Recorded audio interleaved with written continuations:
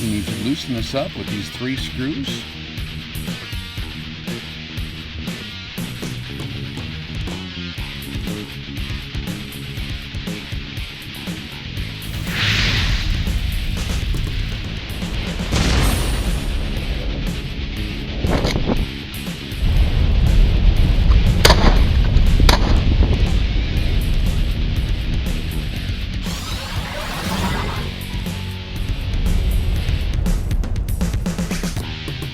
Howdy guys, Rex here. Today we're taking a look at the Primary Arms GLx series. I actually have one of the first 4-16x50 GLx scopes. I think it's like serial number 0. I was looking at it yesterday. I was touching up some of the paint on it, and yep, it's one of the first prototypes. And when I first took a look at these scopes, I was really impressed. Overall size and performance and light gathering, and especially the precision of the tracking graduation, were really good on these. I have them in a few different reticles. I have the HUD DMR reticle, which I actually really like for the 7.62 millimeter. And I also have a classic mil-dot reticle, which I've long had a soft spot for. I actually kind of like the old mil-dots for a lot of different applications. Just a nice clean view, very simple. You can drink as much coffee or as little coffee as you want to, and you're not going to get confused by what's what in a mil-dot. You're also going to have a good view of your bullet trace, your target splash, and conditions that are like not a desert. There's a whole diversity of conditions where it's nice to have a more clear view, like in the prairie, or if you get snow, or in a lot of places in the forest. It's nice to be able to see exactly what's going on in the target area. It's hard to beat the ACSS HUD DMR for the job it was designed to do, which is right in its name. After getting an initial opinion on the GLx optic by putting it into my tracking test rig, I was able to determine with repeatability that the GLx exhibits less than 1% tracking error, almost undiscernible tracking error. As far as I could tell, which is probably maybe 1/4% or 1/2%, it was like almost exactly dead on. Whereas if you look at the standard tracking graduation precision for good quality tactical style optics in the industry, it's usually at least 1.5 or 2%. A lot of really high dollar scopes that cost a couple $1,000. It's not uncommon to see 2 or 3% tracking error. I've seen scopes that were $5,000 or $6,000. They had a 4 or 5% tracking error. So out of all the different samples of GLx scope I've tested in the 4-16x50 configuration, all of them tracked almost perfectly, less than 0.5% error. So these optics have click values of 0.1 milliradians. The eye relief is actually nice and forgiving. It's a little more than 3.5 inches. The eye box, when you're sitting behind the scope, how fussy it is with the image and how nice and crisp the image is and exactly where your head needs to be placed is actually a bit forgiving as well. A nicely configured optic in terms of the geometry of the lens placement. It's not hard to get behind the scope and get a nice crisp full view. Of course, these are still in the first focal plane in terms of the reticle, which is very nice. That means the reticle and the initial image coming into the scope before it's magnified are both married together, so to speak, to where the reticle is overlaid onto the image, which then gets zoomed on as a group, so that when you're zooming in on the reticle and the image with your magnification, the image and the reticle stay proportional to each other, so you don't have to do any like math out in the field, which is awesome.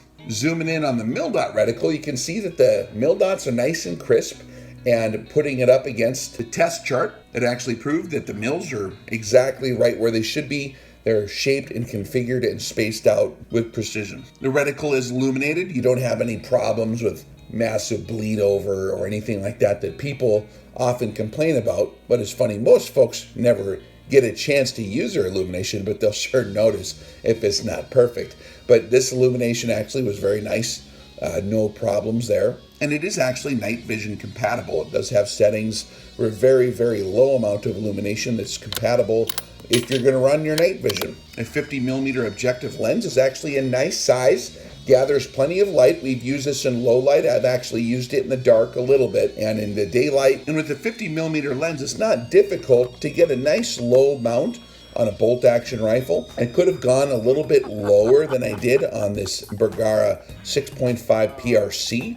It has 25 milliradians of total adjustment, which is more than plenty to get where you're going if you have the mounts set up appropriately. And the weight is about 23.5 ounces. Some of the cool features on the GLx that I really like are the turrets. These have a really cool push button locking mechanism so that when you return to 0, the turrets automatically will lock up. And in order to come off 0 again, you have to push a little button, which is nice if you're walking a lot with the rifle on a sling or carrying the rifle against like a large fluffy winter coat or some gear, or if you're pulling it out of a truck. There's a lot of times when a larger style turret, which is desirable when you're actually using it and turning it, it's a little easier to index with the larger style, wider turret. That's why they're popular, but it prevents them from turning by themselves, which is a really necessary feature on a turret that is this large. It also does have a 0 stop feature that's easy to adjust. Looking at it initially and trying to understand the instructions, it was a little goofy or a little different than what I'm used to in terms of 0 stops, but once a guy did it, it was super easy. The procedure is as follows. You simply 0 the rifle like you would any other rifle. You turn the turrets until it's on, okay? Then you loosen the 3 set screws on the outer turret cap, which has the numbers on it. You remove that turret cap, and underneath is a shiny red sleeve that is being held into place by 3 screws. This is called the Z-stop. And above it, there's what appears to be a stainless steel drum. You simply loosen those 3 screws that are securing that red part into place, and you pull it straight up until it bottoms out against the drum, and you retighten the screws. And that's all after the rifle is zeroed at whatever distance you want your 0 to be, where you want your 0 stop to be. And then when you put the turret cap back on, you simply put it on to where the 0 lines up with the rear index marks, and you tighten those 3 screws. I believe the Z-stop torque specs are around 4 inch-pounds, and the outer turret torque specs for the little screws are 8 inch-pounds. Now, that's not foot-pounds. That will get you a little bit messed up. So remember inch-pounds. That means you have 8 pounds of force on an inch-long lever, or 4 pounds of force on a 1-inch lever. Basic torque physics, man. Once your 0 stop is set up, when you bottom out on 0, the little button will catch on 0, but when you depress that, you do have a little bit of travel underneath there, like maybe 4 or 5 clicks, and it'll stop on that 0 stop. That's to give you a little flexibility in your fine-tuned 0 for days when things might change a little bit, which there's a lot of reasons a rifle changes its point of impact. There's a lot of bore axis shifts, velocity issues, harmonic issues, firing position placement issues, optical issues, eyeball issues, shooter issues, usually shooter issues. But it's nice to have a little bit of flexibility underneath that point.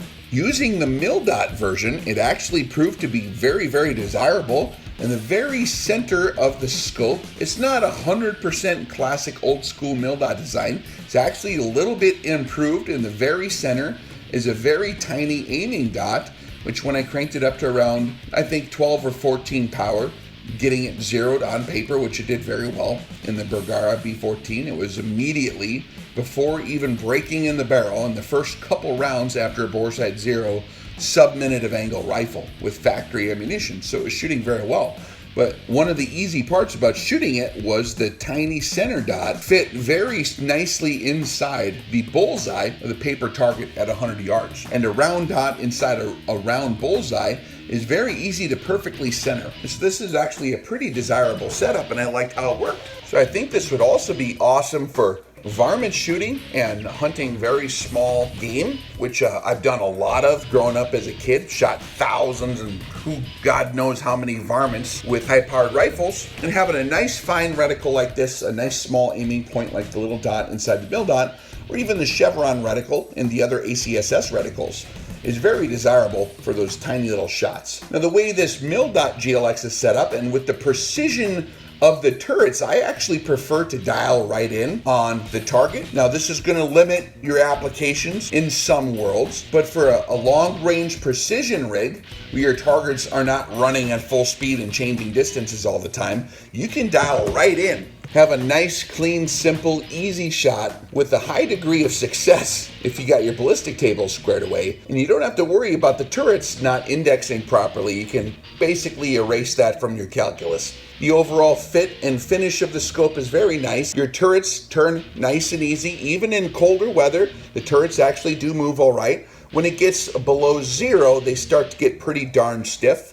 Maybe even around 10-15 degrees Fahrenheit. The magnification ring and the parallax adjustment and the illumination adjustment are also nice and tight and snug. However, when you get down into some lower temperatures, they start to get pretty tight.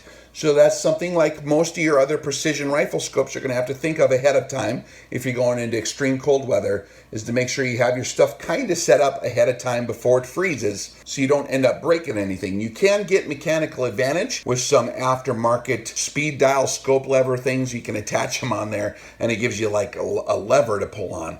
I don't typically like using those. I've actually broke a lot of really high dollar optics that were a couple $1,000s when it got very cold, like below 0 degrees, by doing that. And so if I can't hand turn the dials easily when it's super cold, I'll just kind of leave them set and I'll think ahead of time as I'm going out there into the snow or whatever to have the thing set where I anticipate the target's going to be. Particularly the parallax, I'll have that set kind of ahead of time in some kind of median range so that it's not completely hosed if something pops out. I think this is a great value overall in its price range. And I think if you're looking for something under $1,000, it's going to do everything you need it to do. This is a great way to go. They have a whole variety of different reticle choices. So go ahead and study those, see which one suits your build the most, and I think you'll be set.